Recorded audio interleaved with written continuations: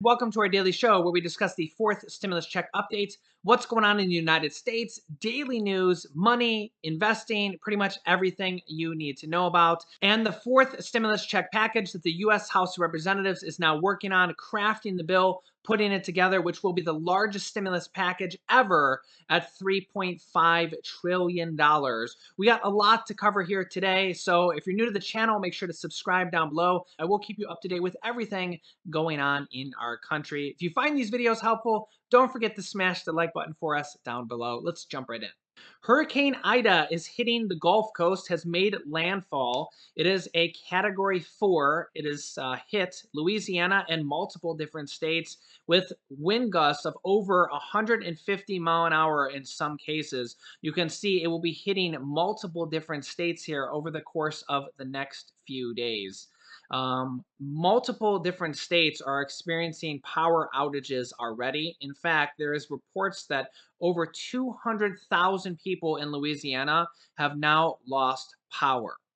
That is correct. Over 200,000 people in Louisiana are already experiencing power outages. Yeah, so as you can see here, the worst has possibly hit for some parts of Louisiana, as 200,000 plus power outages have been reported in Louisiana.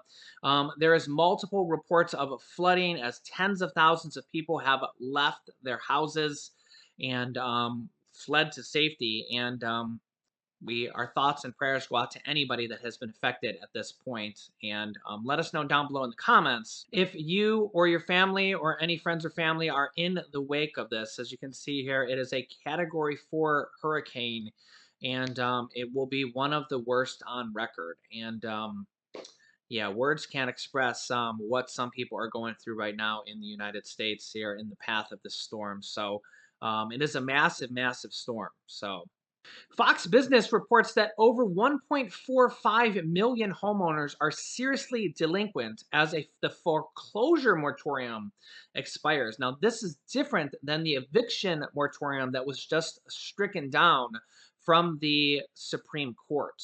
Mortgage delinquencies are decreasing, but they are still much higher than before they began. National mortgage delinquencies fell by 5% in July to 4.1%, half the level that they were in May. But about 1.45 million homeowners were still seriously delinquent on their mortgage payments, new data shows. About 1.45 million borrowers remained at least 90 days delinquent at the end of July. These borrowers are in the late stage of delinquencies, but not yet in foreclosure, and represent over 1 million more than at the beginning of this new data shows. However, many of these are currently in forbearance plans with their mortgage servicers. However, Forbes reports that mortgage forbearance is set to end soon for almost 1 million Americans. And here's what you should know. With millions of Americans losing their jobs and the forcing over 1/3 of all small businesses closed, lawmakers quickly set up mortgage forbearance programs that allowed struggling homeowners to temporarily skip payments. At the height of these programs during the New York Federal Reserve estimated that 9.3 million mortgages were in forbearance. Forbearance basically lets you temporarily skip your payments, mostly without any interest, any payment penalties, or any bad marks on your credit, or any basically bad penalties at all. 18 months later, approximately 1.7 million homeowners still remain in some type of mortgage forbearance plan. But for over half of these households, approximately 900,000 Americans, those plans are set to expire in the next 2 months. A significant portion of those left in this mortgage forbearance programs, about 39% of these people, have credit scores of less than 620. Those with scores under these thresholds are considered to have fair credit or poor credit if they have scores below 570, according to Experian. Yet for those trying to exit mortgage forbearance, poor credit is only one potential hurdle. Problems with miscommunication and long customer service wait times persist. In fact, more than 2,000 customer service complaints about mortgage forbearance has been filed with the Consumer Finance Protection Bureau since the start of that may only get worse as a wave of homeowners is set to face the end of forbearance protection this fall. There's going to be quite a surge of folks exiting forbearance here soon, and that adds an estimated 18,000 homeowners in forbearance that will be evaluated every business day during September and October. Here are the options to do when exiting mortgage forbearance. Number one is to pay back the full amount deferred all at once, which most people won't do because they won't have the money, known as a one lump sum repayment. Again, most people will not do this. The second option is usually a repayment plan through which homeowners repay the forbearance amounts over a set period of time.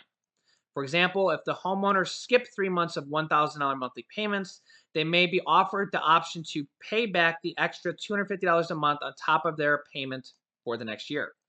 The third option, and the most commonly used, is called a deferral or a partial claim, whereby the servicer essentially takes all the missed payments and just moves them to the end of the loan.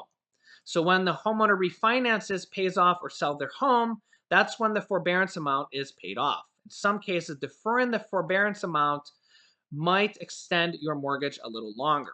So basically, if you got mortgage forbearance for a year, you didn't pay those payments for a year, you just put that year on the end of your mortgage, you didn't pay for a year, you just take that year of payments and you put it at the end, you didn't have any interest or penalties, it's really no harm, no foul, because you didn't have any interest or penalties added on. You just move those payments to the end of the year because, again, you didn't pay the payments for that year. So you still have to pay those payments. You still owe that amount.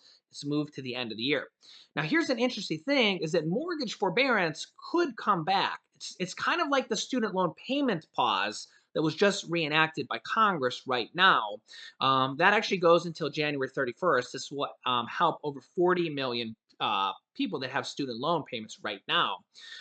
It's basically, if you, let's just say your student loan payments were, I'm just going to pick a number out of the air, $500 per month. Basically, it's saying, hey, you don't have to pay this $500 per month student loan payment pause or student loan payments, and you can just start paying it again in January. There's no interest, there's no penalties. Basically, you don't have to pay this payment right now. During this, it's basically takes this burden off your back. No harm, no foul. You can just start paying it again when the forbearance is over. Basically the same kind of thing for your mortgage when the mortgage forbearance was around. But whenever you kind of get into these things, you always got to make sure you read the fine print and take it up with your mortgage company as well. Mortgage forbearance could come back as well, especially as the Biden administration is trying to enact things to help out as many people as possible. And as we see here on this list, we have these four things here in green. Well, one of them's in red now, the eviction moratorium, because the Supreme Court just overturned it. You can see here now in red. This is actually the second time that the Supreme Court, which is kind of run by Republicans, or majority by Republicans. There's 6 Republicans on the Supreme Court, 3 Democrats on the Supreme Court. It's a Republican majority, I guess the correct way to say that. And that's exactly how the voting went down in the Supreme Court. They voted on the eviction moratorium. 6 Republicans voted to strike it down. 3 Republicans voted, or 3 Democrats voted to uphold it. And nonetheless, they struck it down. Okay, so this is the second time they struck down the eviction moratorium for renters. Okay, so the Biden administration and Congress is now trying to figure out how, if they can reenact it. The problem is it's a tough situation because it hurts landlords as well. There's a lot of landlords out there that are just regular mom and pop people that have one rental property, and they're being hurt as well because they're not getting rent because there's a renter in there that hasn't paid them rent for a long time, and they're supposed to be getting rent assistance. Remember, the renter gets the rent assistance and they pay it to the landlord. But as we all know, the rent assistance is very, very far behind. These states are really, really far behind. For your mortgage, one of those type of mortgage assistance is forbearance, where you could, again, last year, it's kind of coming to an end right now. You could have got 12 months or more of not having to pay your mortgage. Basically, it's very similar to this one right here, student loan payment pause or student loan forbearance. They had the same thing for mortgages. In fact, some people are still on it. Over 1 million people are still on it for mortgages. For mortgages, the same thing that is going on for student loan payment pause for anybody on federal student loans. They could reenact this for mortgages. Okay, they could reenact another 3 months, 6 months, or 12 months for mortgage forbearance. Okay, the vast majority of mortgages are actually owned by federal backed mortgage companies like Fannie Mae and Freddie Mac. I always get those two tongue twisted. That is one of the stimulus provisions that they could help people with significantly from these stimulus provisions being discussed. Okay. In addition to a forced stimulus check, possible monthly checks like the child tax credits that are monthly checks that are going out right now, but are going to end at the end of this year. They want to extend that in this next package, but for 65 million people, 65 million families, those $250 to $300 monthly checks. There's also going to probably be an adult tax credit in this next package, as well as all these other creative ways of internet assistance, utility assistance, rent assistance, possible $25,000 home buyer credits, or if you've bought a home in the last 3 years, you could get a home buyer credit there as well. Medicare expansion to put extra Medicare benefits. The majority of seniors do not have hearing benefits, dental benefits, denture benefits. Lower the Medicare eligibility age to age 60, which would greatly benefit seniors. Again, Bernie Sanders says that 75% of seniors do not have these Medicare benefits, and they want to put that in this next package. There's a lot of creative ways that they're going to put money in a lot of people's pockets through these other type of stimulus benefits that could be in addition to a fourth stimulus check. Okay, we're pushing them, we're urging them. I urge you to email your senators, your representatives, tweet them, call them, contact them on Twitter and say, hey, Bernie Sanders, make sure you include a fourth stimulus check. Hey, AOC. Hey, Elizabeth Warren. Hey, President Biden. Hey, pretty much your representative, everybody that's Pramila Jayapal right now, Rashida Tlaib, Nancy Pelosi, everybody that is discussing this fourth stimulus check package right now, make sure you include a fourth stimulus check. But in addition to the fourth stimulus check, there's going to be all these other things here that they're talking about, stimulus programs that are going to probably put money in people's pockets. $10,200 unemployment credits for this year. Remember, the $10,200 unemployment credit was for last year, was for 2020. They could put that in this next package. Lower prescription drug prices. There's like 3 or 4 different ways they want to lower prescription drug prices that could be in this next package. So the mortgage forbearance could be something that comes back. You can see here there's about 1.6 million homeowners that are still on mortgage forbearance, which basically, if they bring it back, you actually could be something that you might not have to pay your mortgage for the next 3 months, 6 months, or 12 months. It's basically like the student loan payment pause. If you're one of the 40 some million Americans that are on the student loan payment pause, it basically just means you don't have to pay your payments for the next 6 months. The mortgage forbearance is one of those creative little stimulus programs that could come back as well. Also, I want to note that mortgage rates, mortgage interest rates are literally at an all-time low. They're at an all-time low. I just refinanced my mortgage rate. I'm on a what's called a 5-1 ARM, where it locks in the interest rate for 5 years. And I'm with a company called Fifth Third, and my interest rate is 2.4%. I think it's 2.4%. It's crazy how low mortgage interest rates are. So, if you haven't refinanced your mortgage, if you have a home mortgage, you might want to look into that. They can actually they have low cost interest rates, mortgage rates now. They can actually put the closing costs into your mortgage where you don't have to basically come up with any out of cost money. And a lot of times it can lower your costs significantly, where you basically just walk in there with no money and walk out of there with a lower monthly payments. Walk in there, sign the deal, walk. I'm not even going to recommend any particular bank. That's the bank I'm with, but they're only like a regional. I'm in Ohio. They only do like certain states. You can look them up if you want. I'm not sponsored or anything by them. But I've been with them for many, many years. I'm actually, it's a cool little program because I can literally call them up and just lock in the new rate by just paying it's like a $250 fee. I can lock in the new rate at any given time without going through the whole refinancing process. It's pretty cool program. There's not many banks that do that. But if you have a mortgage and you haven't refinanced in a long time, and you're paying like 4, 5, 6% or more, you probably would save many, many thousands of dollars over the course of your loan, probably even tens of thousands of dollars in straight up interest. Might be something to look into. If you're a math person like I am, I'm a math person. You can sit down and like go to Google and just type in mortgage calculator, mortgage rate calculator. Be careful if you fill out one of those mortgage rate forms, you might get bombarded by a lot of people calling you. You might want to do that, you might not, but I just want to say that that's an interesting thing to do because if you have like a 30-year mortgage, a 20-year mortgage, or 10-year mortgage left, you literally can save tens of thousands of dollars over the course of your loan simply by just taking advantage of the all-time rates. I mean, like I said, I'm at it's 2.39 or 2.4% on a 5/1 ARM. If you go with a traditional 30-year rate, I think it's like 3%, a little bit over 3%, uh, drastically lower rates. So if you've been in your home for a while, rates way back in the day used to be way higher, way higher. Interest rates have just literally been coming down over the course of decades. So to think that you can get a home rate for 2 or 3 or under 4% can just save you thousands and thousands and thousands of dollars. So something interesting to look into. Mortgage forbearance. Again, mortgage forbearance is coming to an end. So I'm not sure if you can really apply for it right now if you're not in a mortgage forbearance program, but it's something that could come back as they're trying to bring in new stimulus programs. This is something they do not need to do through Congress. Um, just like they did the eviction protection, of course, the Supreme Court struck it down.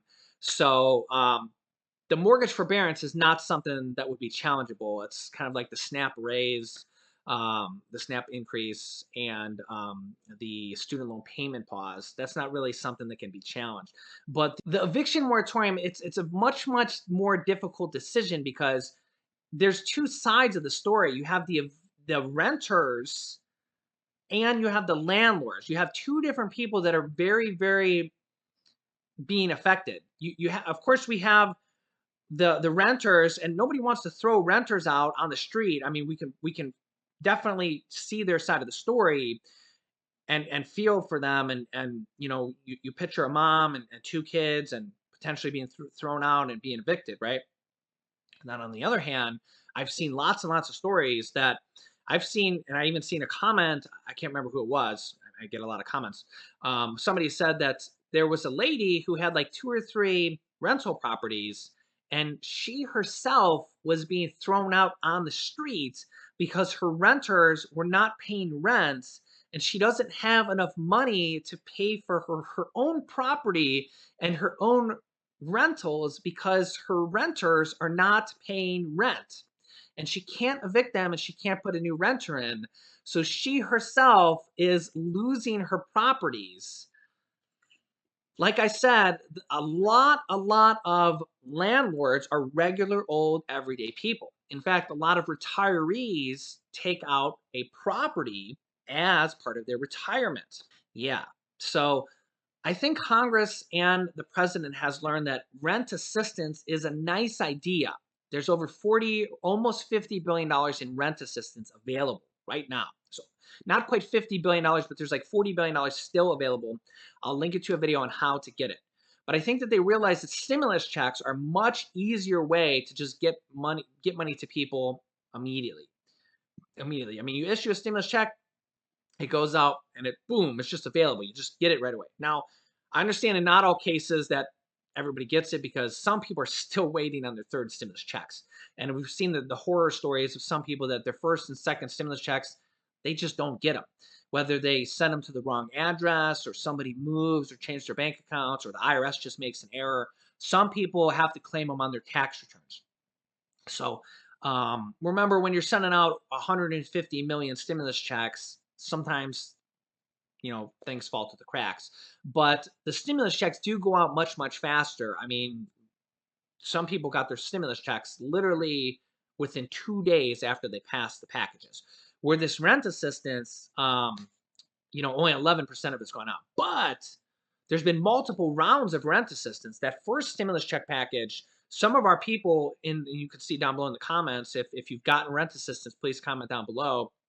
Some people have gotten 3 months of rent assistance, 6 months of rent assistance, 12 months or more of rent assistance. We have had people on, viewers of our show here, our extended family, that have gotten over $10,000 or $15,000 of rent assistance. So if you lost your job and you get rent assistance, it could literally save your family. Okay. Now, all the qualifications for each state are different. Some states you have to be behind on rent. Some states you don't. Um, so each state is different. I'll link you to a video here on how to qualify for rent assistance. You might want to share it with a friend or family member on how to get it, how to apply for it. Even if you apply for it and you're not behind on rent, it might be worth just applying for it, even if you're just low income. Some states, all you have to do to be qualified is just be low income.